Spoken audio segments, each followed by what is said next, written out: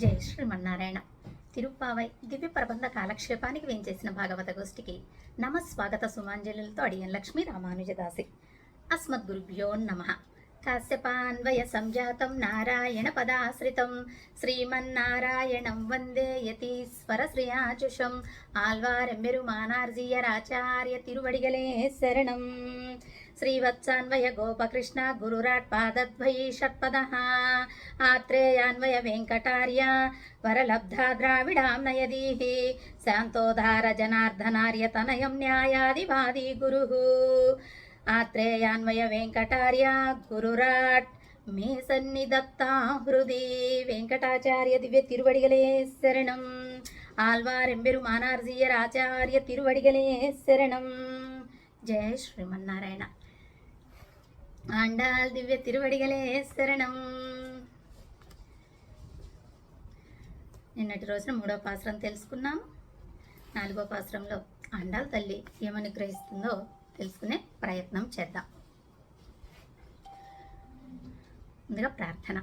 నీలాతుంగస్తనగిరి తటీ సుప్తముద్బోధ్య కృష్ణం పారాద్యం స్వం శృతిశతశిరసిద్ధమధ్యాపయంతి స్వోచిష్టాయాం సృజని గడితం యా బలాత్కృత్య భుంక్తే గోదా తస్యై నమ ఇదమిదం భూయ ఏవాస్తు భూయః. అన్నవయల్ పుదువై ఆండాలరంగర్కు పన్ను తిరుప్పావై పల్పదియం இன்னிசையால் பாடி கொடுத்தால் நற்பாமாலை பூமாலை சூடி கொடுத்தாலை சொல்லு சூடி கொடுத்தா சுடர் கொடியே தொல்பாவை பாடி அருள வல்லா பல்வலையாய் நாடி நீ வேங்கடவர்க்கென்னை விதி என்ன இம்மாத்தம் நாம் கடவா வண்ணமே நல்கு. జై శ్రీమన్నారాయణ.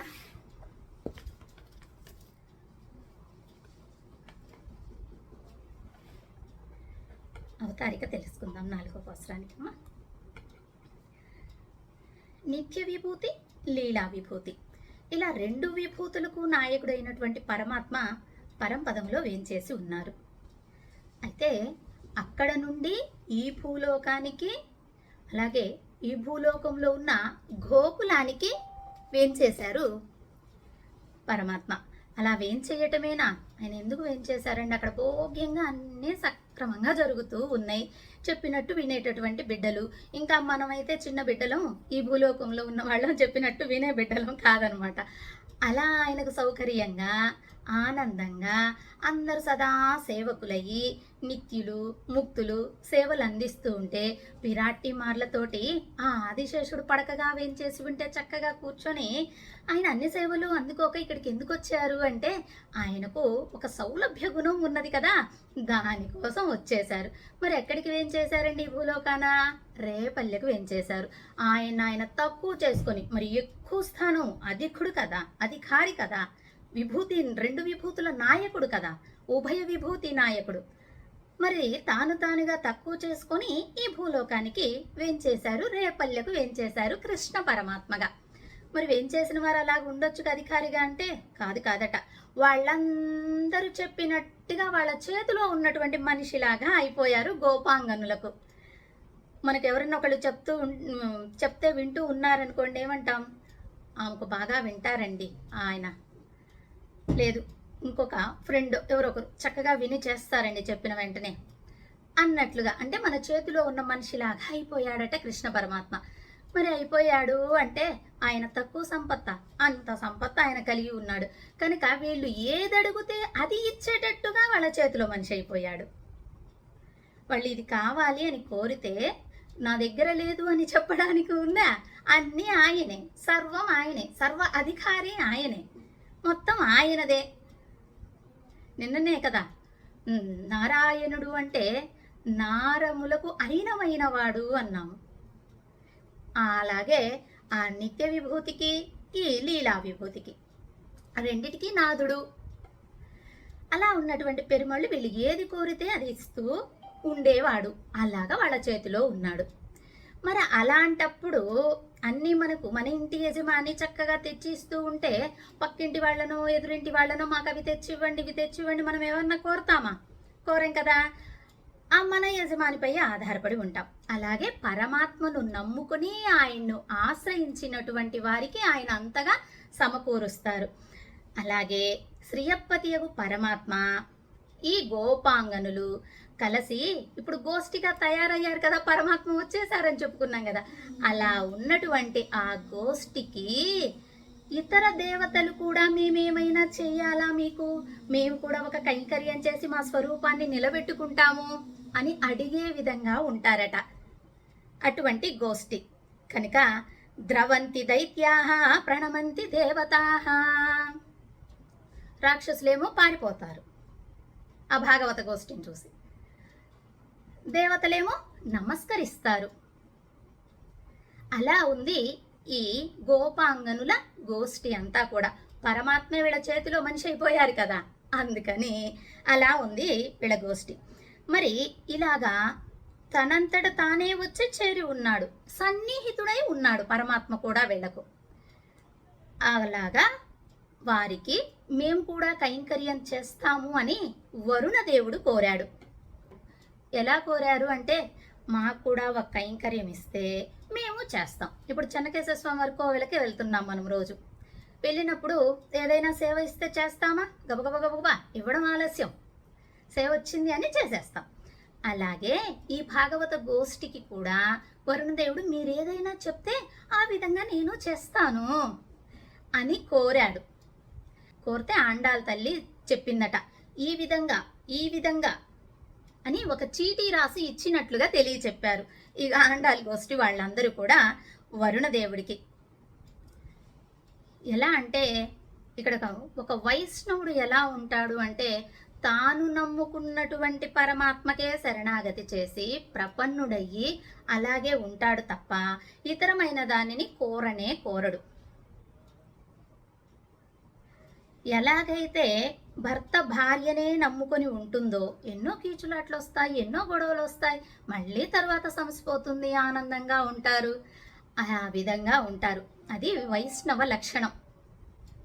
సరే, అలా అరుంభదంలో మనకు అనుగ్రహించారు. సరే, అవతారిక తెలుసుకున్నాము. మరి వరుణదేవుడికి ఏమేమి చెప్పారో ఈ ఆండాళి గోష్ఠి, ఆయన్ను ఎలా ప్రవర్తించమని చెప్పారో అది మనము ఇప్పటి పాసురంలో తెలుసుకునే ప్రయత్నం చేద్దాం. పాసురం ముందుగా సేవించుకుందాం. ఓకేనమ్మా. ஆஜிமஜை கண்ணா ஒன்னு நீ கை கரவேல் ஆஜியுள் புக்கு முகந்து கொடார்த்தேரி ஊசி முதல்வான் உருவம் போல் மேய் கருத்து பாஜியந்தோளுடை பற்பனாகன் கையில் ஆஜி போல் மின்னி வலம்புரி போல் நின்னதிருந்து தாஜாதே சாருங்க முதைத்த செரமசை போல் வாஜ உலகினில் பெய்திடாய் நாங்களும் மார்கசு நீராட மகிழ்ந்தேலோரெம்பாவாய். ఆండాళ్ దివ్య తిరువడిగలే శరణం. ప్రతిపదార్థం తెలుసుకుందాం. ఆజిమలై అంటే మండల వర్షమునకు, కన్నా నిర్వాహకుడా, దేవుణ్ణి కూడా కన్నా అంటున్నారు. అంటే వర్షానికి నిర్వాహకుడా.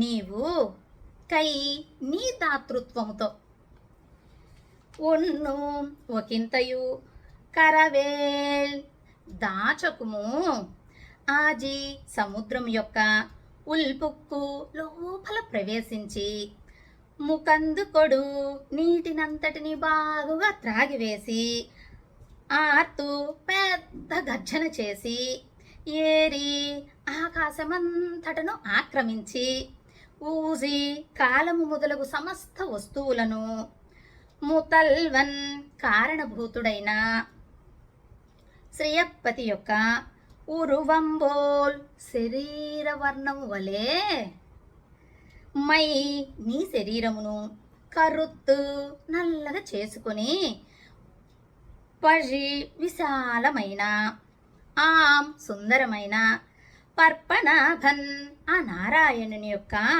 కైల్ చేతిలోనున్న, ఆజిపోల్ చక్రము వలె, మిన్రి ప్రకాశించి, వలంబురి బోల్ ఎడమ చేతియున్న, దక్షిణావర్త శంఖము వలె, నిండ్రు స్థిరముగా నిలచి, అతిరిందు ధ్వనించి, సారింగం ధనస్సు నుండి, ఉతయిత్త బయలుదేరిన, శరమజైపోల్ బాణ వర్షము వలె, ఉలకినిల్ లోకమునందుండువారు, మార్కజు నీరాడా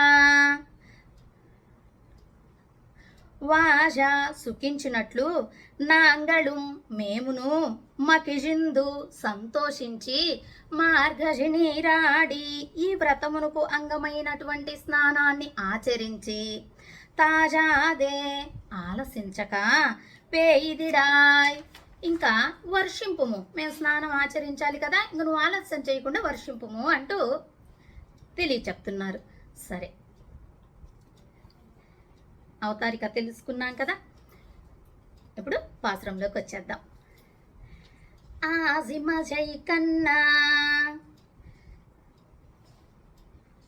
వర్షమునకు నిర్వాహకుడైనటువంటి వాడా. మరి వర్షాలను ఎవరు కురిపిస్తారు? వరుణదేవుడే కదా. అందుకని ఆయనకు నిర్వాహకత్వాన్ని గుర్తు చేసినట్టుగా వీళ్ళు అలా ప్రజెంట్ చేస్తున్నారనమాట. గంభీరమైనటువంటి స్వభావం కలవాడవై నీవు ఉండాలి అంటూ ఇక్కడ ఆజి అంటే గంభీరమైన అనేటటువంటి అర్థం కూడా వస్తుంది. అలాగే మండల వర్షానికి అని అర్థం వస్తుందన్నమాట. సృష్టిని సంబంధించిన కార్యక్రమం అంతా కూడా, సృష్టిని కాదు అన్ని విధాలా కూడా కారణభూతుడైనటువంటి వాడు పరమాత్మ. ఆయనే అన్ని చూసుకుంటూ ఉంటాడు కదా. మరి ఇప్పుడు ప్రధానమంత్రి ఉన్నారండి, ఏం చేస్తారు? ఆయనే ప్రతి గ్రామానికి వచ్చి చూస్తారా? అవ్వదు కదా. అలా ఒక్కొక్క శాఖలాగా విభజన చేసి ఆ శాఖకు అధిపతులను చేస్తారు. అంటే ఎంపీలు, సీఎం అయితే ఎమ్మెల్యేలు, అలా మనం ఊరక జస్ట్ ఉదాహరణ అనుకుందాం. అలా ఈ సృష్టి కార్యాన్ని అంతటికీ చేయటానికి బ్రహ్మను అధికారిగా చేసుకున్నారు. అంటే బ్రహ్మ లోపల పరమాత్మ ఉన్నాడు అంతర్యామిగా. ఇక్కడ ముందు ఒక మాట చెప్పుకుందాం. మొదటి పాసురంలో నారాయణ అంటూ పరంలో తెలియచెప్పింది ఆండాళ్ తల్లి. రెండవ పాసురంలో క్షీరాబ్దినాథుణ్ణి తెలియచెప్పింది. అంటే పర మొదటి పాసురం, రెండవ పాసురము యూహ, మూడవ పాసురంలో విభవ అవతారం, వామనుడుగా అవతరించారు కదా, ఆ విభవ అవతారాన్ని తెలియచెప్పింది. ఇది నాలుగవ పాసురం. అంతర్యామిగా అందరిలో పరమాత్మ ఉండి వాళ్ళతోటి చేయిస్తుంటాడు అనే విషయాన్ని మనకి ఇక్కడ కృప చేస్తూ ఉంది ఆండాళ్ తల్లి. అయితే ఈ విధంగా అంతర్యామిగా ఉన్నటువంటి పరమాత్మ ఈ బ్రహ్మదేవుడికి సృష్టి కార్యాన్ని ఇచ్చాడు. ఇప్పుడు మనము పర, యూహ, విభవ, అంతర్యామి అని చెప్పుకున్న వెంటనే ఏం గుర్తొచ్చేసింది మీకు? నమ్మాల్ వాళ్ళు తిరువాయిమొజిలో తెలియచెప్పారు కదండి, 5 విధాలుగా పరమాత్మ వేంచేసి ఉంటారు అని. పర, యూహ, విభవ, అంతర్యామి, అర్చావతారం. అలా అంతర్యామిగా పరమాత్మ అందరిలోనూ వేంచేసి ఉన్నారు. అలా బ్రహ్మదేవుడిలోనూ వేంచేసి ఉండి తనకు సృష్టి కార్యాన్ని ఇచ్చాడు. అందరినీ సృష్టించేటటువంటి పనిని బ్రహ్మదేవుడికి ఇచ్చారు. అలాగే శివుడికి ఏమిచ్చారు? లయం చేసేటటువంటి బాధ్యతను అప్పచెప్పారు. మరి తానేమి చేస్తున్నాడు పరమాత్మ అంటే రక్షణ చేస్తున్నాడు. ఇంతమందిని సృష్టి చేయాలంటే కొంచెం స్పీడ్గా ఉండాలి కదా. అందుకని మనకి ఏమేం గుణాలు ఉన్నాయి? జనరల్గా సత్వగుణము, రజోగుణము, తమోగుణం అని చెప్పుకుంటాం 3 గుణాలను. ఈ 3 గుణాలలో రజోగుణాన్ని రజోగుణం కలిగినటువంటి బ్రహ్మకు సృష్టి కార్యాన్ని, తమోగుణం ఉన్నటువంటి శివుడికి లయ కార్యాన్ని, సత్వగుణం కలిగినటువంటి ఈ పరమాత్మ రక్షణ కార్యాన్ని స్వీకరించారు. అదేగాన సత్వగుణం లేదనుకో, పరమాత్మకు మనం చేసే తప్పులన్నీ కనపడి అందరినీ ఖండించుకుంటూ వెళ్ళవలసినదే. ఆయన అలా శాంతంగా ఔదార్యంతో ఉన్నాడు కనుకనే రక్షణ చేస్తున్నాడు. అలా పరమాత్మ ఉన్నారు. ఈ విధంగా వాళ్ళకి ఇచ్చినటువంటి పనులన్నీ వాళ్ళు చక్కగా నిర్వర్తించే బాధ్యతగా వాళ్ళల్లో అంతర్యామిగా ఉండి పరమాత్మ చేయిస్తూ ఉన్నాడు. అలాగే ఇక్కడ వానదేవుణ్ణని, వర్షపు దేవుణ్ణని చెప్పుకుంటున్నాం కదా, ఆయనకి ఏమిచ్చారట అంటే నల్లగా. దేనికి చెప్తున్నారండి? నలుపు దేనికి చెప్పుకుంటాము? చల్లదనానికి చెప్పుకుంటాము. కూలింగ్ గ్లాసెస్ అండి, ఎండలకు అని గ్లాసెస్ పెట్టుకుంటామే, అవి ఎలా ఉంటాయి? నల్లగే ఉంటాయి కదా. దేనికి అవి చిహ్నం? చల్లదనానికి. అలాగే పరమాత్మ కూడా వరుణదేవుడా నీకు చల్లదనాన్ని ఇచ్చేటటువంటి కార్యాన్ని ఇచ్చాడయ్యా. చక్కగా వర్షించి లోకమంతటా చల్లవరిచేటటువంటి కార్యాన్ని ఇచ్చాడు. దానిని నువ్వు చక్కగా నిర్వర్తించుకో. ఆయన ఎలాగైతే అందరినీ సత్వగుణంతో రక్షణ చేస్తూ చల్లగా కాపాడుతూ ఉన్నాడో అటువంటి దానిని, ఆ చల్లదనాన్ని నీకు ఇచ్చాడు. కనుక నీపై నమ్మకంతో ఇచ్చినటువంటి దానిని నువ్వు జాగ్రత్తగా కాపాడుకోవాలి అన్నట్టుగా ఆండాళ్ళ తల్లి తెలియచెప్తూ, ఈ చెప్పుడులో ఏమిటి అంటే అల్పబుద్ధి లేకుండా ఎలా వర్షించాలట ఈ వరుణదేవుడు అంటే, ఉన్నవాళ్ళు లేనివాళ్ళు, తారతమ్యము, పిల్ల పెద్ద, అధికారులు అనధికారులు అని ఏమీ చూడకుండా నీ గొప్పతనానికి తగ్గట్లుగా నీవు పుణ్యం చేసిన వాళ్ళు పాపం చేసిన వాళ్ళని తలవకు. ఓన్లీ పుణ్యం చేసిన వాళ్ళ మీదే వర్షం పడాలి అంటే ఈ భూలోకంలో చాలా తక్కువగా ఉంటారు. కనుక అలా తలవకు, మొత్తం వర్షించు. ఎలా వర్షించాలి అంటే దానికి కూడా చెప్తుందమ్మ. లోభంతో వర్షించకు. ఏదో పెద్దగా వర్షం పడుద్దండి అని అనుకోని పాపం వీళ్ళందరూ సంసిద్ధంగా ఉన్నప్పుడు 4 చినుకులు పడిపోతాయి. ఈరోజు వర్షం పడుతుందండి అని మనకు న్యూస్లో చెప్పిన రోజు ఆ రోజు వర్షం పడదు. అలా నువ్వు లోభించి కురవకు, బాగా వర్షించు, లోభత్వాన్ని విడనాడు అంటూ చెప్తూ బాగా వర్షించమని చెప్పింది. అలాగే ఎలా నువ్వు ఏ గోష్ఠిలో చేరాలో తెలుసా? పాపానాం వా పుణ్యానాం వా అని సీతాపిరాటి హనుమంతుడికి చెప్పినట్లుగా ఏం చెప్పింది? పుణ్యపాపాలను నువ్వు వెంచకు హనుమ, అందరినీ కటాక్షించవలసినదే అనేటటువంటి ఆ అమ్మ గోష్ఠిలో చేరు. లేకపోతే స్వామి ఏమంటాడు? వీడు పుణ్యం చేశాడు ఇంతే చేశాడు, వీడు పాపం చేశాడు ఇంతే ఇవ్వాలి అంటాడు. అటువంటి ఆయన గోష్ఠిలో చేరకయ్యా. అంటే అర్థం ఏమిటి అంటే వర్షము అన్ని చోట్ల కురవమని. అలాగే అధికారిగా ఉన్నటువంటి ప్రదేశంలో అంటే ఒక రాజు పాలన చేస్తున్నారనుకోండి, అక్కడే వర్షించి మిగిలిన పేదవాళ్ళు ప్రజలు ఉండే దగ్గర వర్షించకుండా ఉండటం అలా చేయకు, మొత్తంగా వర్షించు అని ఆ వరుణునికి ఇట్లు చెప్పుతూ, వీళ్ళు అదేమిటయ్యా వరుణుడికి చెప్తూ ఉన్నారు, ఆయన ఏదో కోరారు మాకు ఒక కైంకర్యం ఇవ్వండి అని. దానికి ఆండాళ్ళ తల్లి గోష్ఠి చెబుతూ ఉన్నది.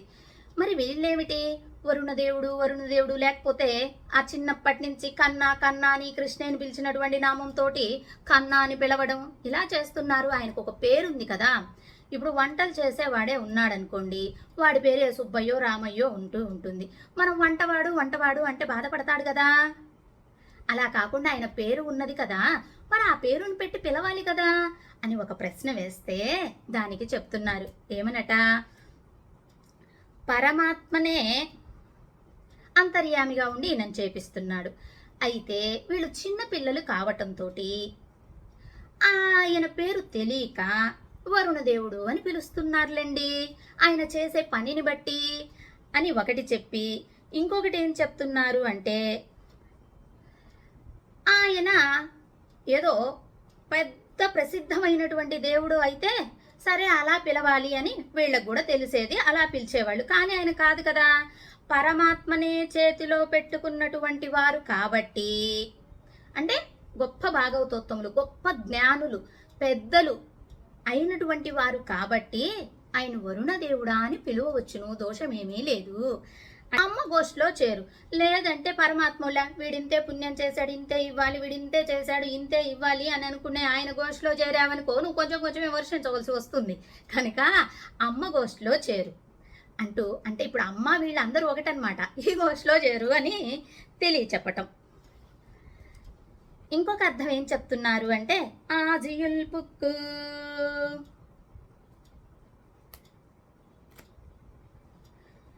బాగా సముద్రంలో ప్రవేశించి, ఎలాగూ ఏదో పై మడుగులు చెరువులు నదులలో వాటిల్లో నీళ్లు తాగి వచ్చి వర్షించాలనుకోకు. బాగా పెద్దగా అలలు బాగా ఉన్నటువంటి అలలుగా కలిగి ఉన్నటువంటి పెద్ద సముద్రాలు ఉంటాయి కదండి, ఆ సముద్రంలోకి ప్రవేశించి కడుపు నిండా తాగు.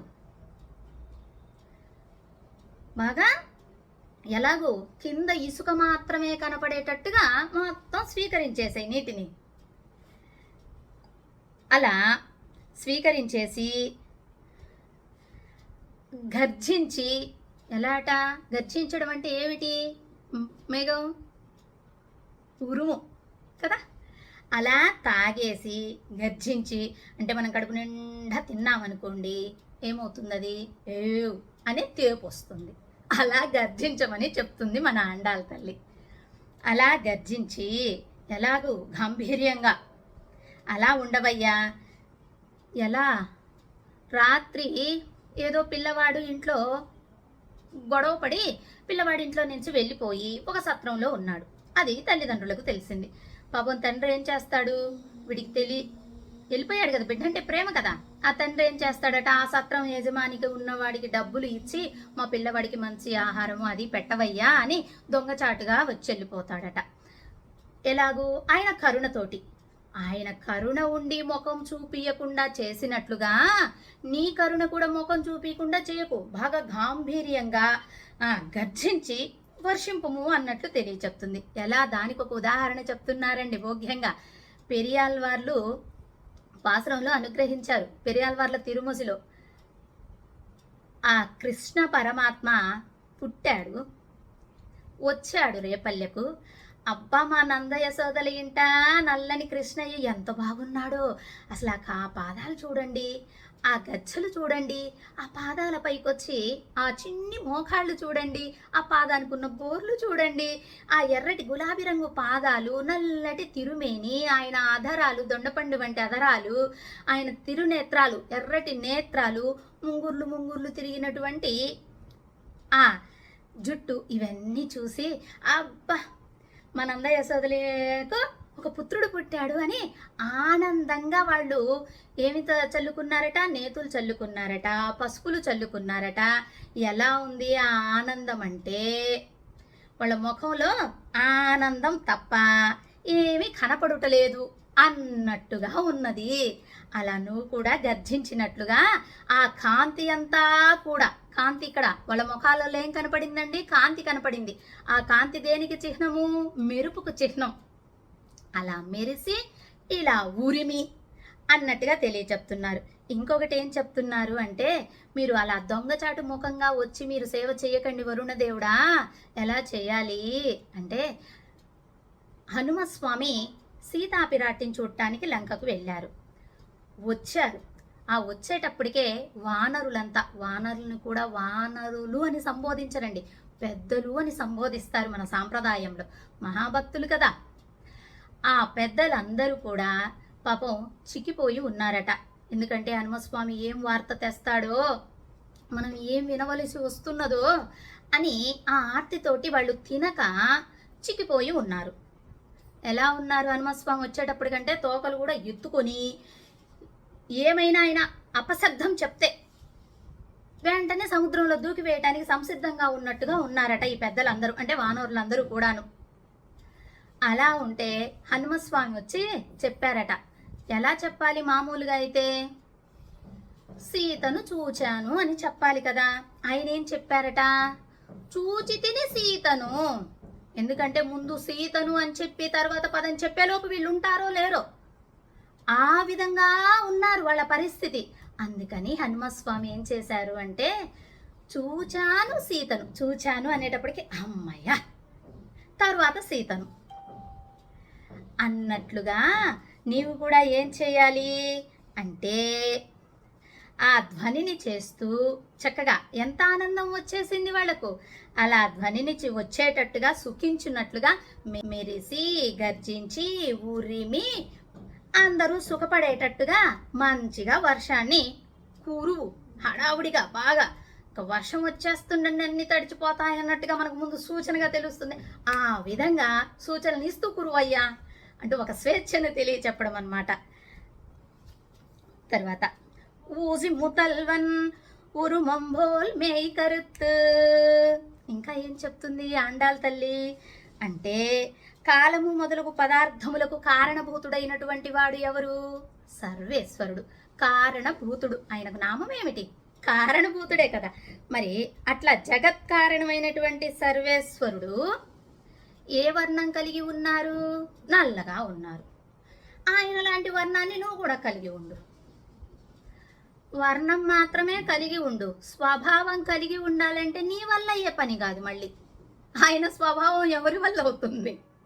కనుక ఆయనలాగా వర్ణాన్ని కలిగి ఉండు, స్వభావాన్ని కాదు అంటూ తెలియచెప్పి ఇంకా లోతుగా ఈ ప్రళయకాలంలో కృష్ణ పరమాత్మ అంటే పరమాత్మ మర్రి ఆకుపై పడుకొని ఉంటారు.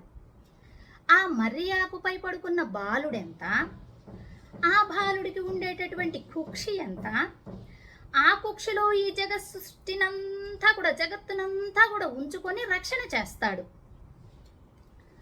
ఎలా? ఒక్కొక్క యుగానికి యుగానికి మధ్యలో 200 సంవత్సరాలను 400 సంవత్సరాలను సమయం ఉంటుంది. ఆ సమయం అంతా ఆయన కుక్షిలోనే ఉంచుకుంటాడు పరమాత్మ ఈ జీవులందరినీ. మళ్ళీ సృష్టి ప్రారంభంలో అంటే యుగ ఆరంభంలో మళ్ళీ వాళ్ళందరినీ సృష్టింపచేస్తాడు. అలా సృష్టించిన తరువాత ఎలా ఉంటారు పరమాత్మ అంటే ఆయన కడుపులో పెట్టుకొని రక్షణ చేసినప్పుడు నిండుగా నల్లగా కాంతులు ఇనుతూ ఉంటాడు. అలాగే తరువాత కూడా వీళ్ళందరినీ సృష్టి చేసిన తరువాత కూడా ఆయన అలాగే ఉంటాడు, నిండుగా కాంతివంతంగా నల్లగా ఉంటాడు. కానీ వరుణదేవుడా, నువ్వు వర్షించిన తర్వాత అలా నల్లగా ఉండవులే, తెల్లబడిపోతావు. మేఘం అంతే కదండి, మేఘం బాగా వర్షించిన తర్వాత తెల్లగా ఏదో దూది కదులుతున్నట్టుగా ఉన్నట్టుగా ఆకాశంలో అలా తేలికపాటిగా వెళ్ళిపోతుంది. ఆ బరువంతా ఆ నీటినంతా తాగి తన కడుపులో ఉంచుకున్నప్పుడే ఆ బరువంతా కూడా ఆ బరువు కానీ ఆ వర్ణం కానీ తరువాత తెల్లబడిపోతుంది. మరి కృష్ణయ్య అంటే పరమాత్మ అలా తెల్లబడిపోయేవారు కాదు, తెల్లబారేటటువంటి వారు కాదు. ఆయన కాంతి కానీ ఆయన నల్లదనం కానీ అలాగే ఉంటుంది. ఇది ఆచార్యులకు కూడా మనకి చక్కగా పోల్చి చెప్తారండి. ఎలాగైతే మేఘం సముద్రం లోతుగా పోయి ఆ నీళ్ళనంతటినీ తాగి నింపుకొని మెరుస్తూ బాగా నిండుగా ఉంటుంది కదా మేఘం వర్షించడానికి సిద్ధంగా ఉన్నప్పుడు, అలా మెరుస్తూ ఉరుముతూ ఎలా ఉంటుందో ఆచార్యులు వారికి కూడా చెప్తారు. ఎలాగ చెప్తారు అంటే ఆచార్యులు వారు కూడా సకల శాస్త్ర సాగరం అనేటటువంటి దానిలో ఉపనిషత్తులు వేదాలు అన్నీ అన్నమాట, వాటిల్లో ఉన్నదాన్ని బాగా స్వీకరించేసి మరి దాన్ని వర్షించడం అంటే ఏమిటి అంటే అలా స్వీకరించిన తరువాత ఆచార్యులు వారు ఎలా ఉంటారో తెలుసా? బాగా మంచి కాంతి కలిగి ఉంటారు. జ్ఞానులను చూసామనుకోండి, వాళ్ళ ముఖంలో ఏమిటో మరి తెలియదు కానీ ఎంత కాంతో, ఎంత వచ్చస్సో, ఎంత భోగ్యంగా ఉంటారో అలా కాంతి కలిగి ఉంటారు. వాటిని మళ్ళీ బయట ఉదారంగా ఔదార్యముతోటి ఆ గ్రహించినటువంటి ఆ శాస్త్ర సాగరంలో గ్రహించినటువంటి దానిని అందరికీ పంచుతారు, శిష్యులందరికీ పంచుతారు. ఎలాగైతే వరుణదేవుడు ఉన్నవాడని లేడివాడని చూడక అంతటా వర్షించమని ఆండాల తల్లి చెప్పింది కదా, ఆ విధంగా శిష్యుల్ని కూడా చూడక ఆచార్యులు వారు ఆ విధంగా వర్షిస్తారనమాట. ఇప్పుడు మొత్తం నింపేసుకున్నారండి ఆచార్యులు వారు. చెరువు బాగా నిండిందనుకో ఏమవుతుంది? పొంగిపోతుంది. ఆ పొంగిపోకుండా ఏం చేస్తారు మన పెద్దలు? గండి కొడతారు, ఆ గండిలో నుంచి నీళ్లు బయటికి పోయేటట్టుగా. అలాగే ఆచార్యులు వారు బాగా నిండుకున్నటువంటి జ్ఞానంతో బయటికి ఈ నోరు అనేటటువంటి వాక్కు ద్వారా, వాయ్ అంటే నోరు, చెప్పే పదాలను వాక్కులు అంటాం కదా, ఆ వాయి నుంచి వాక్కుల ద్వారా చక్కగా శిష్యులకు అనుగ్రహిస్తారు వరుణదేవుడు వర్షించినట్లుగా. అలా ఆచార్యులను కూడా తెలియచెప్తారు. మరి నిన్నటి పాసురంలో ఏం తెలియచెప్పుకున్నాము అంటే గోవులే ఆచార్యులండి. ఈ అడవి అంతా కూడా తిరిగేసి అవి గడ్డిని స్వీకరించి వచ్చి పాలు అనేటటువంటి జ్ఞానాన్ని శిష్యులకు ఇస్తున్నాయి. ఆ గొల్ల వాళ్ళంతా శిష్యులు కదా, స్వీకరించేటటువంటి పాలు. ఆ గోవులు ఆచార్యులు అంటూ నిన్నటి పాసురంలో తెలియచెప్పింది ఆండాల తల్లి. ఇవాళ పాసురంలో ఏం తెలియచెప్తుంది? ఈ యొక్క మేఘము ఆచార్యులు అంటూ తెలియచెప్తుంది అనమాట. వర్షించక ముందేమో పరమాత్మలాగా నల్లగా ఉండు, చల్లదనాన్ని కురిపించేటట్టుగా, వర్షాన్ని కురిపించేటట్టుగా అని చెప్పి వర్షించిన తర్వాత ఇలా తెల్లబారిపోతుంది అనమాట. ఆ యొక్క బాహుల సౌందర్యాన్ని, పరమాత్మ యొక్క బాహుల బలాన్ని, సౌందర్యాన్ని, గుణాలను అన్నిటిని మనకి ఇక్కడ తెలియచెప్తుంది. ఏమిటది అంటే పాజ్యం తోల్. తోల్ అంటే ఏమిటి? భుజములు. పాజ్యం తోల్. హనుమంతుడు చెప్పాడట ఏమని? బలిష్టమైన భుజములు గల బహుఛాయామవష్టభ్య యస్యలోకో మహాత్మనః అని సీతాదేవితో హనుమస్వామి చెప్పిన శ్రీ సూక్తి చెప్తున్నారు ఇక్కడ. ఏమిటి అది అంటే రాజ్యాన్ని పాలన చేస్తూ ఉన్నారు రామచంద్రుడు. ఆ రాజ్యంలో ఉన్నటువంటి వారు పాపాలు పుణ్యాలు అన్నీ చేసి ఉంటారు. కానీ ఆ రాజ్యం అంత వైభవంగా ఎందుకుందో తెలుసా? రామచంద్రుడు పాలన చేయటం వల్ల, ఆయన రక్షణలో ఉండటం వలన. అయోధ్య ఒక్కటే కాదండి, ఈ మొత్తం జగత్తంతా కూడా ఆయన రక్షణలో ఉండటం వల్లే బాగుంటుంది, లేకపోతే బాగుండేది లేనే లేదు అన్నట్లుగా ఈ నిత్య విభూతులను కూడా రక్షణ చేసేటటువంటి పరమాత్మ రక్షణలో ఉంటుంది ఇదంతా కూడా. ఆయన రక్షకోటి అల్పమై రక్షణకు రసాసక్తియే అధికమై ఉండును. ఈ రక్షణ చేసేటటువంటి వాడికి కొన్ని రూల్స్ అండ్ రెగ్యులేషన్స్ అనమాట. వీడు పాపం చేశాడు, వీడు పుణ్యం చేశాడు, వీడు పాపం చేసిన వాడికి ఇంతే ఇవ్వాలి, వీడు పుణ్యం చేశాడు కాబట్టి కొంచెం ఎక్కువ ఇవ్వాలి అని కొన్ని రూల్స్ అండ్ రెగ్యులేషన్స్ ఉంటాయి. ఆయన అలా ఇస్తూ ఉంటాడయ్యా, నువ్వు మాత్రం ఆయన్ని అనుసరించకు అంటే అప్పుడు వరుణ్ దేవుడు అంటున్నాడు, అమ్మా నువ్వేమో ఇలా చెప్తున్నావు, నాకున్న స్థాయికి నాకు కొన్ని రూల్స్ అండ్ రెగ్యులేషన్స్ ఉన్నాయి, ఎలా వర్షించాలి ఏమిటని మాకు అధికారి చెప్పి ఉన్నాడు కదా అని ఆయన కూడా ఆ రూల్స్ అండ్ రెగ్యులేషన్స్ అనగా ఆయన అడిగితే అప్పుడు అమ్మ చెప్పిందట, నువ్వు ఆ రూల్స్ అండ్ రెగ్యులేషన్స్ అని ఏమి పాటించకు, నువ్వు ఆయన గోష్ఠిలో ఉండవు, అమ్మ గోష్ఠిలోకి వచ్చి చేరు, ఏమీ ఉండవు. అమ్మ ఉదారమే ఉదారము. ఎవరైనా పాపాలు చేశారు పుణ్యాలు చేశారంటే భూమిపై ఉన్నవాడు బిడ్డలైనటువంటి వారు పాపాలు పుణ్యాలు చేయకుండా ఎలా ఉంటారు? రక్షించవలసిన వాళ్ళ మనమే కదా అనేసి బాగా నీకు ఇచ్చేస్తుంది చక్కగా ఉదారత్వాన్ని. నువ్వు అందుకని ఇందులో చేరవయ్యా అని తెలియచెప్పింది. సరే, ఆయన భుజాల గురించి మనం ఇప్పుడు చెప్పుకుంటున్నాం అనమాట. అంతోల్ అందమైన భుజములు, అట్లుగాక నిస్సారమైన ఏవైనా విడువలేని. ఎలాగూ మనమందరం కూడా ఎటువంటి సత్తు కలిగిన వాళ్ళమండి, ఏదో కొంచెం సేపు చేస్తాయి బాబాయ్ భుజం వస్తుందండి చైన్ వస్తుందండి, నిస్సత్తు కలిగిన వాళ్ళం. మరి పరమాత్మ భుజాలు ఎటువంటివి? అసలు నిస్సత్తువే లేనటువంటి బలం కలిగినటువంటి భుజాలన్నమాట. అలాగే భోగ్యత కలిగినటువంటి, ఏం భోగ్యత అంటే ఎప్పుడు ఇతరులను రక్షిద్దామా అనేటటువంటి భోగ్యత కలిగినటువంటి భుజములు, రక్షకములు కూడాను ఈ భుజాలు. ఎలాగంటే ఆయన భుజబలం కలిగి ఉన్నారు. ఈ నిత్య విభూతి, లీలా విభూతి, ఇవి రెండింటినీ కూడా తన భుజాలు ఇలా చాచి ఈ చేతి కింద నిత్య విభూతిని, ఈ చేతి కింద లీలా విభూతిని రెండింటినీ కూడా రక్షణ చేస్తే మొత్తం దాన్ని పెట్టుకొని ఇంకా ఆ భుజాల వైశాల్యం మిగిలి ఉంటుందట. అంతటి వైశాల్యమైనటువంటి భుజములు కలిగినవాడు, అంత బలము కలిగినవాడు, అంత సౌలభ్య గుణము కలిగినవాడు. అటువంటి బాహుభుజములు అంటూ తెలియచెప్తూ, అలాగే ఆయన భుజములు, ఆయన భుజాలను చూసి, ఆయన యొక్క భుజ బలాన్ని చూసి, ఆయన భుజ విశాలాన్ని చూసి, ఆ యొక్క భుజాల సౌందర్యాన్ని చూసి, ఆ భోగ్యతను చూసి వీళ్ళు ఈడుపడిపోతారట భక్తులందరూ కూడా. ఆయన గుణాలతోటి కూడా సంబంధం లేదండి. ఎటువంటి వాడు సౌలభ్య గుణం ఉందా, వాత్సల్య గుణం ఉందా, సౌశీల్య గుణం ఉందా అని వాటిని తరువాత చూస్తారేమో, కానీ ఆ భుజాలు అంత సంరక్షణ చేసేటట్టుగా ఉన్నాయండి అని వాటి బలాన్ని, వాటి సౌందర్యాన్ని, వాటి యోగ్యతను చూసి అలాగా చేరిపోతారంతే అన్నట్లుగా తెలియచెప్తూ భక్తులు అంటూ మరొక వివరణ కూడా చేస్తుంది అమ్మ. ఏమిటట అది అంటే, పాజియందోలుడై పర్పనాభన్. పర్పనాభుడు ఎక్కడైనా ఉన్నారు. పర్పనాభుడు అంటే ఎవరు? పరమాత్మే.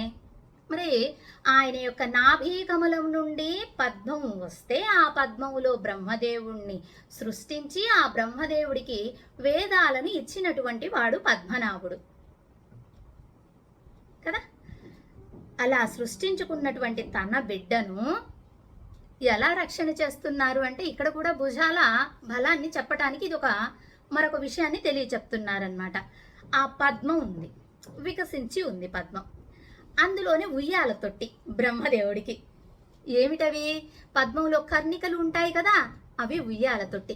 దాని చుట్టూ కేసరాలు ఉంటాయి కదా, ఇట్లా కొంచెం పొడవుగా వచ్చి, ఆ కేసరాలన్నీ మనం ఉయ్యాలకు ఆట బొమ్మలు కడతామే, అలాంటి ఆట బొమ్మలు. మరి ఈ పద్మనాభుడు అంటే పరమాత్మ శంఖ చక్రాన్ని ధరించి ఉంటాడే, ఆ చక్రం ఆయనకు రక్షణ చేసేటటువంటిది.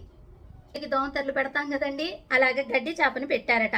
ఇలా రక్షించు దివ్య నాభీకమలం నుండి సృష్టికి కారణభూతుడైనటువంటి ఆ బ్రహ్మదేవుణ్ణి బడిచి తన దివ్య బాహువులతోటి ఎలాగో నా బిడ్డకేమన్నా అవుతుందేమోనని ఇలా పట్టుకొని రక్షణ చేయటం అనమాట. అలా రక్షణ చేస్తాడు తన బాహువులతోటి. చూడండి, ఆ నాభీకమలం నుంచి వచ్చినటువంటి ఆ పద్మానికి ఎంతో వైదిక్యాన్ని, మనకు వైలక్షణాన్ని తెలియచెప్తున్నారు పెద్దలు మహానుభావులు. ఎంత అనుభవించారో ఆ సిచ్యువేషన్లోకి వెళ్ళి ఇలా అవతరించారు, ఇలా ఉన్నాడు బ్రహ్మదేవుడు, ఇది ఉయ్యాల తొట్టి అని చెప్పాలి అంటే దాని లోపలికి వెళ్ళిపోయారు అంతే. రాసేటటువంటి ఆచార్యుడు వ్యాఖ్యానాన్ని అనుగ్రహించినటువంటి పెరియవచ్చాన్ పిళ్ళయ్య వారు అలా చక్కగా ఆయన యొక్క బాహుబల సౌందర్య యోగ్యతను కూడా తెలియచెప్పారనమాట. పర్పణాభన్ కయిల్ ఆజిపోల్ మిన్రీ. తర్వాత ఏం చెప్తున్నారు అంటే, ఆ పద్మనాభుని చేతిలో ఉన్న చక్రము వలె మెరిసి, ఆయన చేతిలో ఏముంటుందండి? ఎప్పుడు చక్రతాల్వారు ఉంటారు. ఆ చక్రతాల్వారిని ఎప్పుడు ఎవరు చేతిలో ఉంచుకోగలరు? అంత శక్తి ఎవరికి ఉన్నది? ఆ పరమాత్మకు తప్ప మరెవరికి ఉన్నది కనుక అందుకని ఆ మెరిసేటటువంటి ఎలా అంటే అది నిప్పులు జరుగుతున్నట్టుగా ఉంటుందట, ఎవరు ధరించలేరు. దానిని పరమాత్మ వేలికి పట్టుకొని ఉన్నారనమాట. ఇక్కడ కూడా వీళ్ళను ఆల్వార్లు అంటారు. అయితే ఆల్వార్లు అంటే ఆల్వార్ల అంశజులుగా, ఆయుధాల అంశజులుగా వచ్చారు కాబట్టి వాళ్ళకి పొయ్యి ఆల్వార్ భూదత్తాల్వార్ అని పేర్లు పెట్టుకున్నాం. ఇక్కడ డైరెక్ట్గా శంఖము చక్రము అని చెప్తున్నారు కాబట్టి డైరెక్ట్ వీళ్ళకే చెప్తున్నాం అనమాట. చక్రత్తాల్వారు, శంఖత్తాల్వారు, గదాల్వారు అలాగా. సరే, అలా చక్రత్తాల్వారు ఆ పరమాత్మ శ్రీహస్తంలో వేలికి ధరింపబడి చక్కగా మెరుస్తూ ఉంటాడు. ఇలా జగత్ సృష్టికి మూలమైనటువంటి బ్రహ్మను సృష్టించిన దివ్య నాభీ కమలము యందు కలిగి ఉన్న నారాయణుని చేతిలో ఉన్న చక్రము వలె మెరియవలయును నువ్వు అని ఆండాల్ తల్లి వరుణదేవునికి చెప్పినది కదా. అది అలా చెప్పుటకు ఏమి కారణము? నీకు కుమారుడు పుట్టాడయ్యా అని ఒక దాసి వచ్చి రాజుకు చెప్తే ఎంత ఆనందపడతాడు. కానీ లోపల ఆనందం ఉంటుంది, బయటికి మాత్రం గాంభీర్యంగా ఉంటారు. మొదటి సంతానం, అందులో ఎంత ఆనందం ఉంటుంది కదా. బయటికి గాంభీర్యంగా ఉంటారు, లోపల మాత్రం ఆనందపడుతూ ఉంటారు. మనం ఇందనక చెప్పుకున్నామే, పెరియాల్ వాళ్ళు కృష్ణయ్య పుట్టినాడని ఆయన యొక్క పాసురాలలో చెప్పిన వెంటనే అక్కడ ఉన్న గోపికలందరూ ఆనందంతో ఆ పసుపులు జల్లుకొని నేతులు జల్లుకొని ఆనందపడ్డారని. వాళ్ళ ముఖంలో వచ్చేటటువంటి కాంతిలాగా నువ్వు మెరవాలి అంటూ భోగ్యంగా తెలియచెప్తున్నారు. అంటే భాగవతులు, జ్ఞానులు, పెద్దలు, పూర్వాచారులు ఎలా ఉంటారు అంటే వాళ్ళు కాంతి కలిగి ఉంటారు. ఎప్పుడూ భగవంతుణ్ణి ధ్యానిస్తూ ఉండేటటువంటి వాళ్ళు ఏ పని చేసినా ఆయన నామాన్ని తలచేటటువంటి వారు కదా, అంత కాంతి కలిగి ఉంటారనమాట. అందుకని వాళ్ళని ఇక్కడ మనకు తెలియపరుస్తుంది మన ఆండాల్ తల్లి. వాళ్ళ కాంతి, వాళ్ళ జ్ఞానము, వాళ్ళ శక్తి ఎలా ఉందంటే చక్రత్తాలు వారు మెరిసినట్టుగా మెరుస్తుంది. అలాగా వరుణదేవుడా నువ్వు కూడా మెరవవయ్యా. ఆచార్యుల ముఖం ఎలా కాంతివంతంగా చెప్పుకున్నామో అలాగా మెరవవయ్యా అంటూ తెలియచెప్పి ఇంకా నెక్స్ట్ ఏమిటి? పర్పనాభన్ కయిల్ ఆజిపోల్ మిన్రికి చెప్పింది మన అమ్మ. ఇప్పుడు వలంబురిపోల్ నిన్ర తిరుందు, దక్షిణావర్తి శంఖము వలె నిలిచి ధ్వనించు. శంఖం ఎక్కడ ఉంటుంది? పరమాత్మకు దగ్గరగా ఉంటుంది. దక్షిణావర్తం అంటే ఏమిటి? ఎడమ. ఇలా పట్టుకొని ఉంటారు కదా పెరుమాళ్ళు, ఈ చెవుకు దగ్గరగా ఉంటుందండి శంఖం. అలా ఆయన చేతిలో ఆ శంఖం ఎంత తెల్లగా మెరుస్తుంది, అలాగా నువ్వు కూడా మెరవాలి.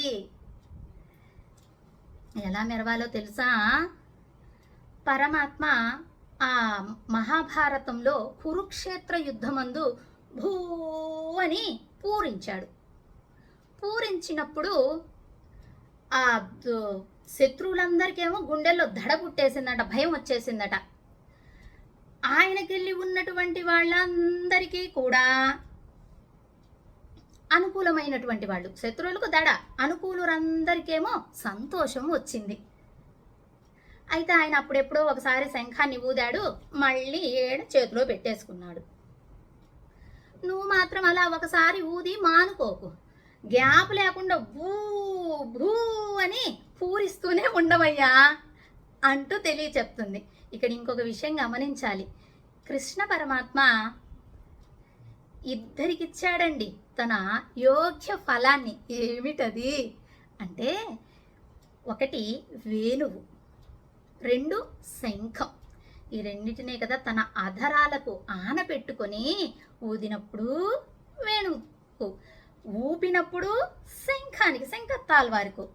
ఆయన అధర అమృతం ఉందే, ఆ అమృతం వాటికి అబ్బిందండి అంటూ ఆండాళ్ళ తల్లి తెలియచెప్తుంది కదా నాచియార్ తిరుమొజిలో. ఏమని? శంఖమా శంఖమా, నువ్వు ఆయన చెవుకు దగ్గరగా ఉన్నావు కదే, నా గురించి కొంచెం చెప్పవే. నువ్వు ఎంత పుణ్యం చేసుకున్నావో, ఆయన శ్రీహస్తంలో ఒదిగి, ఆయన తిరుమేనికి స్పర్శ కలిగి, ఆయన కర్ణాలకు దగ్గరగా ఉన్నావే శంఖమా, నా గురించి చెప్పవే అంటూ విరహ వేదనతో అమ్మ అనుగ్రహించిందే. అటువంటి శంఖము ఆయన అధరామృతాలను గ్రోలింది, అమృతాన్ని గ్రోలింది. అలాగే వేణువు కూడా ఆయన అధర అమృతాన్ని గ్రోలింది. అటువంటి ఇద్దరిని ఎందుకు గుర్తు చేస్తున్నామంటే, కృష్ణయ్య అంతటి వాడు, అంతటి సర్వాంతర్యామి, సర్వేశ్వరుడు, సర్వ అధికారి. ఆయన ఇక్కడ ఆయన ఒకసారి ఊపి శంఖతాల్వార్ని పక్కన పెట్టినట్టుగా నువ్వు ఉండకు, నువ్వు గ్యాప్ లేకుండా భూ భూ అని చక్కగా ఉరుముతూ ఉండు. అక్కడ చక్రతాల్వార్ని మెరుపు, ఇక్కడ శంఖతాల్వార్ని ఉరుము. అలా తెలియచెప్తూ అలా నువ్వు ఉరుముతూ ఉంటే సంతోషం కలుగుతుంది. అబ్బా పెద్ద వర్షం వచ్చేటట్టుంది అని సంతోషపడతారు ఇక్కడ జనులందరూ కూడాను. సరే, ఆ ధ్వని మారకుండా ధ్వనించవలేను. తర్వాత ఏమిటట? తాజాతే ఆలపించక నోము నుండి ప్రారంభించి ఉపవాసం ఉంటున్నావు. రెండవ పాసరంలో చెప్పింది కదా, నెయ్యున్నోం పాలున్నోం నాట్కాలే నీరాడి, మేము నెయ్యిలు పాలు తాగటలేదు తినటలేదు అని. అలాగా మమ్మల్ని చూడు, 3 రోజులు అయింది ఇప్పటికి, ఇది 4వ రోజు, అంటే 3.5 రోజు అయిపోయింది. ఎలా ఉన్నామో చూడు, మమ్మల్ని చూసైనా నువ్వు త్వరగా వర్షించు అంటూ వాళ్ళని కూడా చూపించి ఆండాళ్ళ తల్లి చెప్తుందనమాట. ఎలా నువ్వు ఆలస్యం చేయవద్దు. ఇతర దేవతలకి నా కోరికలు అడిగితే వాళ్ళు ఇచ్చేటప్పటికీ ఆలస్యం అవుతుంది. నువ్వు అలా ఆలస్యం చెయ్యకు. నువ్వు ఎలా కురవాలో తెలుసా? పరమాత్మను అడిగితే ఆర్తరక్షణ కలిగినటువంటి వాడు కదా, ఇమీడియట్లీ వచ్చి రక్షిస్తాడే, ఆ విధంగా నువ్వు వర్షించాలి. ఆ వర్షధారముచే పండునట్టి భూముల వలె కాక, భగవంతుణ్ణి ఆశ్రయించుట నదీ జలములు పండునట్టుగా, ఏదో వర్షం పడింది తప్పల్దారా పంటలు పడుతున్నాయి అన్నట్టు కాదు. నువ్వు వర్షించిన తరువాత కూడా నదులలో జలం పుష్కలంగా ఉండి అక్కడ ఏ ఇబ్బందులు జరగకుండా ఉండేటట్టుగా నీవు వర్షించు అంటూ ఎంత భోగ్యంగా చెప్తుందో. అంటే ఆ వరుణదేవుడికే చెప్తుందా అంటే అందరికీ కూడాను కదా. మన అమ్మ ఎప్పుడు కూడా ఇక్కడ ఏం చెప్తుంది? లోకమంతా ఉజ్జీవింపబడాలి, లోకమంతా అనావృష్టి తొలగాలి అని కదా ఆమె ఉద్దేశం. సారంగ ముత్తైత్త శరమజై పోల్ చక్రతాల్వారికి చెప్పింది పోల్చి, శంఖతాల్వార్ని పోల్చి చెప్పింది. దేనికి చెప్పింది? చక్రతాల్వార్నేమో మెరుపుకు, శంఖతాల్వార్నేమో ఉరుపుకు, భూ భూ అంటూ ఉరుముకు తెలియచెప్పింది. ఇక్కడ ఏం తెలియచెప్తుంది? ధనస్సు, శారంగం అనేటటువంటి ధనస్సును ధరించి ఉంటారు కదండి రామచంద్రుడు, ఆ ధనస్సులాగా అని చెప్తుందనమాట. ఆహారము లభించని పాము వలె. ఏమిటండి అదంటే, ఒక పాముల వాడు పామును పట్టుకొని బుట్టలో పెట్టేసి దాన్ని చుట్టి దానిపైన మూత పెడతాడనమాట. అది 2 రోజులు 3 రోజులు అయ్యింది, దానికి పాలు లేదు, మూత తీయలేదు. ఈ పాముని వాడు మూత తీసాడనుకో, వెంటనే పాము బయటకు వచ్చేస్తుంది. ఏది అక్కడ ఉన్నా కూడా దాన్ని, ఏ చిన్న జంతువు ఏదో ఒకటి ఉంటుంది దాన్ని మింగేస్తుంది.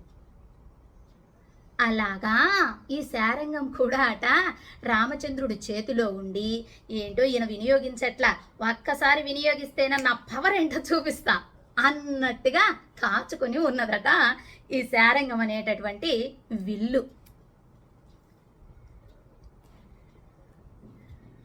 ఒక్కసారి పరమాత్మ ఆ ధనస్సుని ఎక్కుపెట్టి ఒక బాణం వదిలితే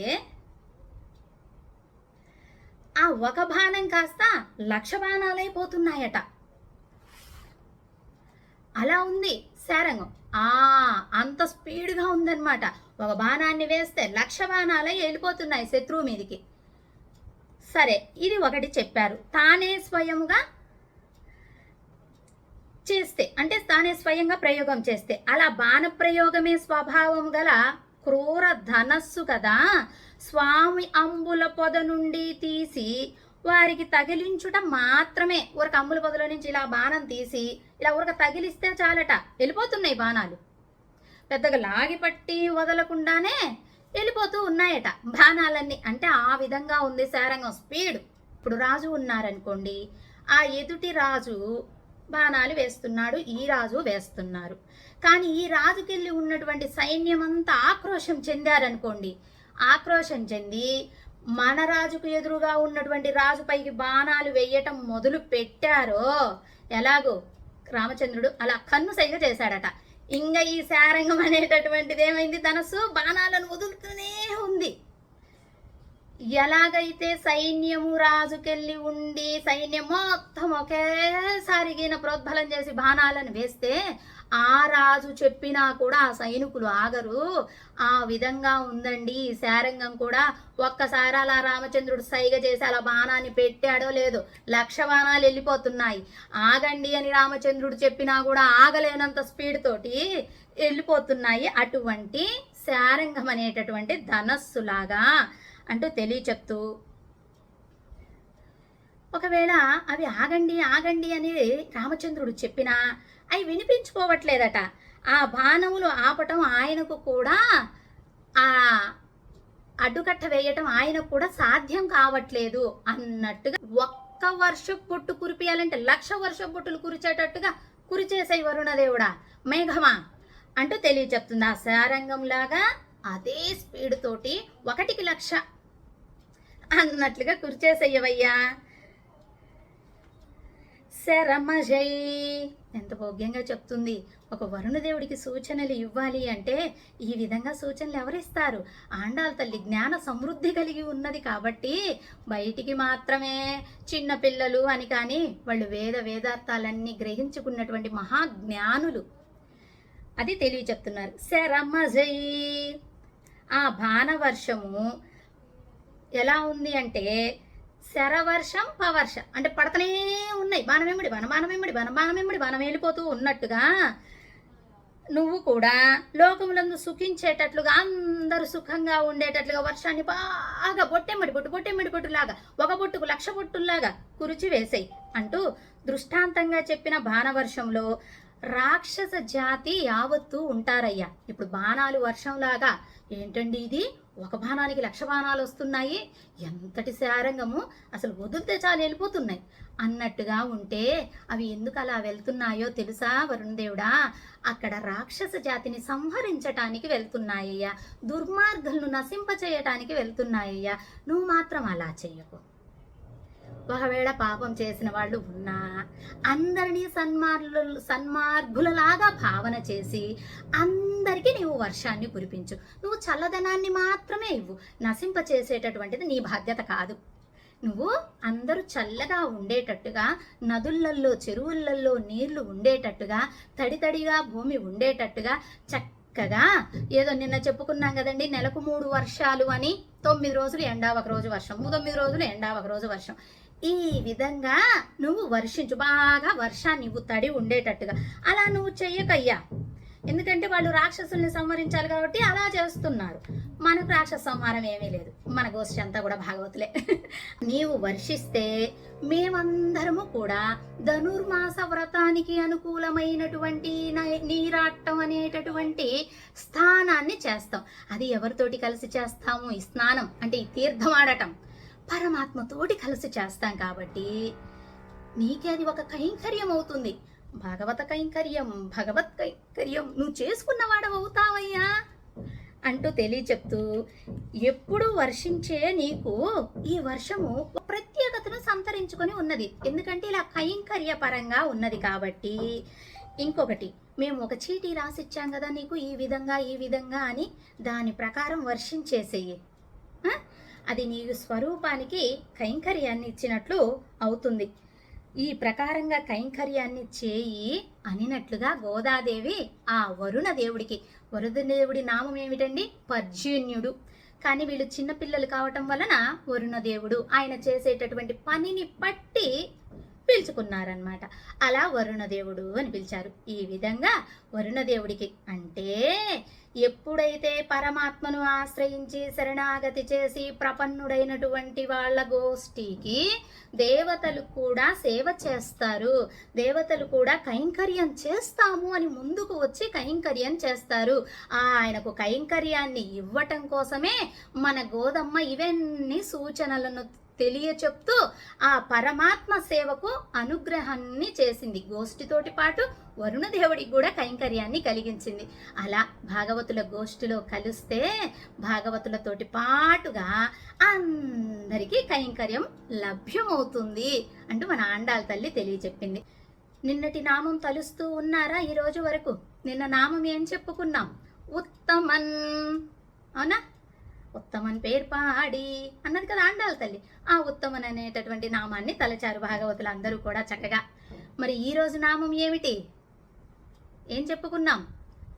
ఆయన నాభీకమలం నుండి వచ్చాడు బ్రహ్మదేవుడు అన్నావా? ఆ నాభీకమలం కలిగి ఉన్న ఆయన్ని ఏమంటాము? పద్మనాభుడు. మరి ఈరోజు నామం పద్మనాభ లేదా పద్మనాభుడు, మీ ఇష్టం. పాపం ఆయన ఎట్లా పిలిచినా నాకు డూ పెట్టలేదే గా పెట్టలేదే అనుకోడు. అసలు రామ అన్న 2 అక్షరాలు పిలిస్తే నేను మీ పాపాలన్నీ తొలగించి నా వాళ్ళని చేసుకుంటాను అని చెప్పినటువంటి సౌశీల్యం కలిగినటువంటి పరమాత్మ మీరు ఒక్క రవ్వ అటు ఇటు పలికినా ఏమీ కాదు, మీ ఇష్టం. కొన్ని ఏరియాలలో పద్మనాభుడు అంటారు, కొన్ని ఏరియాలలో పద్మనాభ స్వామి అంటారు, అంతే. ఎలా పిలిచినా నామమే. అలా పద్మనాభుడు. మరి ఈరోజు దివ్యదేశం ఏమిటి? నిన్న దివ్యదేశాలు ఏమిటి అంటే 3 చకటకటకటగా చెప్పేసుకున్నాం కదా. మరి ఈరోజు దివ్యదేశం ఏమిటి అంటే ఈ పద్మనాభుడు ఎక్కడ వేంచేసి ఉంటారండి? అనంత పద్మనాభుడిగా. ఎక్కడ? మీకు తెలుసు చక్కగా, తిరువనంతపురంలో, కేరళ దివ్యదేశాలలో. మనమందరం కేరళ వెళ్ళాము. 13 దివ్యదేశాల దర్శనాన్ని కూడా గోష్ఠిగా వెళ్ళి సేవించుకొని వచ్చాము చక్కగా కదా. అందులో ఈ తిరువనంతపురం ఒకసారి చూస్తే సరిపోతుందా? ఆ పెరుమాళ్ళని ఏమన్నా మళ్ళీ వస్తాము, 500 టికెట్ అయితే అండి పైకి ఎక్కనిస్తారు చూడనిస్తారంటే మళ్ళీ 500 టికెట్ పెట్టుకొని పోయి మళ్ళీ పైకి ఎక్కి చూస్తాము. మళ్ళీ పుష్పాలు ఒత్తులు తీసుకొని వెళ్తే దగ్గరగా వెళ్ళనిస్తారని ఎవరన్నా చెప్పారనుకో మళ్ళీ అలా వెళ్తాము. అది కదా పరమాత్మ దర్శనం లభించేటటువంటి భాగ్యము. అలా 3 ద్వారాలలో పరమాత్మ భోగ్యంగా దర్శనాన్ని ఇస్తూ ఉంటే భగవతి గోష్ఠి అంతా కూడా చక్కగా సేవించుకొని వచ్చింది. మరి అప్పుడు సేవించుకొని వస్తే ఇప్పుడు మళ్ళీ అవన్నిటినీ గుర్తు చేసుకుంటూ ఆయన నామాన్ని తలుచుకుంటూ ఆ దర్శనాన్ని పొందుదాం రేపటి కాలక్షేపం వరకు చక్కగా. ఓకేనమ్మా? జై శ్రీమన్నారాయణ. సర్వాపరాధం క్షమా ప్రార్థయామి. సర్వం శ్రీకృష్ణ పాదారవిందార్పణమస్తు. అడియన్ లక్ష్మీ రామానుజదాసి. భాగవత గోష్ఠికి దాసోహాలు.